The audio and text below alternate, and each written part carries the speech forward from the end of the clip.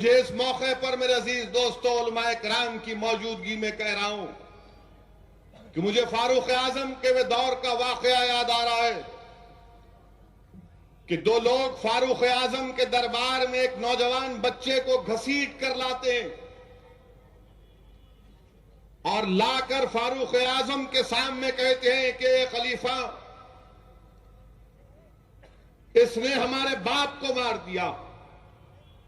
فاروق اعظم کے دربار میں فاروق اعظم پوچھتے ہیں اس نوجوان سے، بتا یہ الزام صحیح ہے؟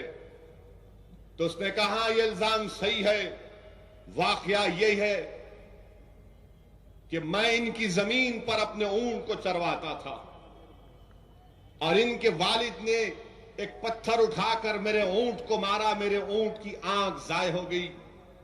میں غصے میں آ کر پتھر اٹھا کر ان نوجوانوں کے باپ کی طرف پھینکا، بچہ کہتا ہے، اور وہ ہلاک ہو گئی، ایکسیڈنٹ تھا۔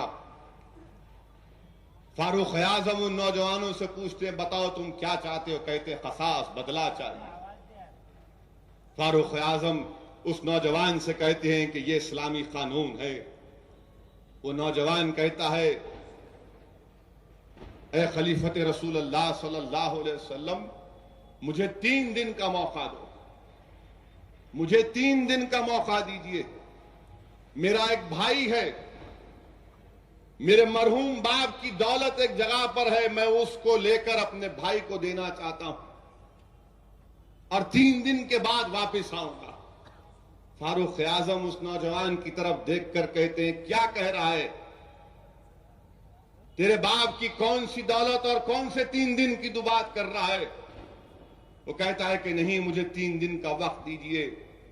تو فاروق اعظم اعلان فرماتے ہیں کہ اگر اس دربار میں اگر کوئی ہے جو اس بچے کی گارنٹی لے گا کہ 3 دن کے بعد آئے گا تو میں اس کو اجازت دیتا ہوں جانے کی۔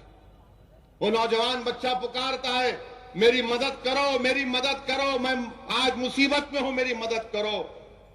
لوگ یہ بات سن کر اپنی نظریں جھکا لیتے، خاموش ہو جاتے، نظریں جھکا لیتے، خاموش ہو جاتے، کوئی اس کی مدد کو سامنے نہیں آتا۔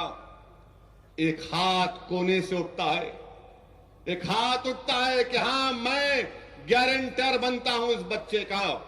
لوگ پریشان ہوتے ہیں کہ کون ہے یہ، کون ہے یہ؟ تو کون ہے یہ؟ ابو ذر غفاری رضی اللہ تعالیٰ عنہ۔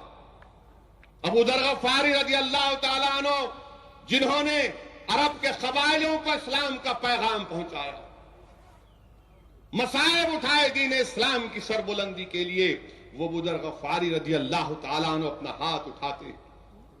فاروق اعظم کہتے ہیں کہ ٹھیک ہے، اور گارنٹر کا قانون یہ ہے کہ اگر 3 دن کے اندر وہ بچہ نہیں آئے گا تو اس کی جگہ پہ ابو ذر غفاری رضی اللہ تعالیٰ عنہ کو سزا دی جائے گی۔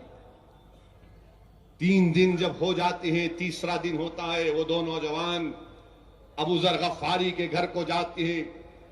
عصر کا وقت ہوتا ہے کہ چلیے فاروق اعظم کے دربار میں، کہتے ہیں کہ نہیں، ابھی دن ختم نہیں ہوا، مغرب کے وقت دن ختم ہوتا۔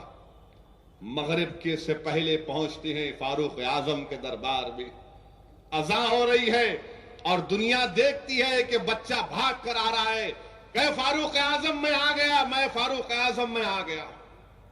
لوگ خوش ہوتے ہیں، لوگ مسکراتے ہیں کہ چلو یہ بچہ آ گیا۔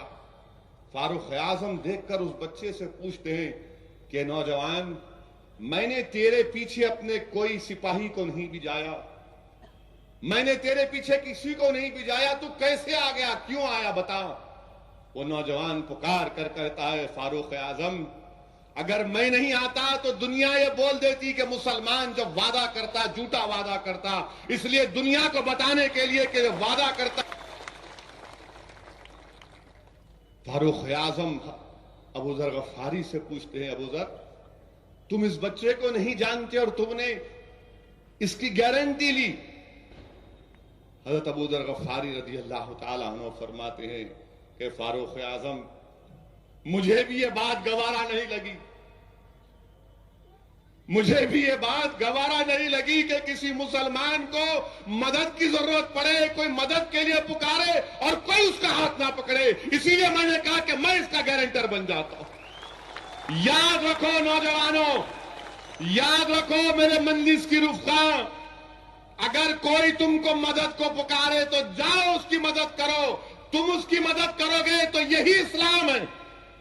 یہی اسلام ہے جس کے فاروق اعظم کے زمانے میں فرانس کے ساحلوں تک پہنچ گیا، چین تک پہنچ گیا.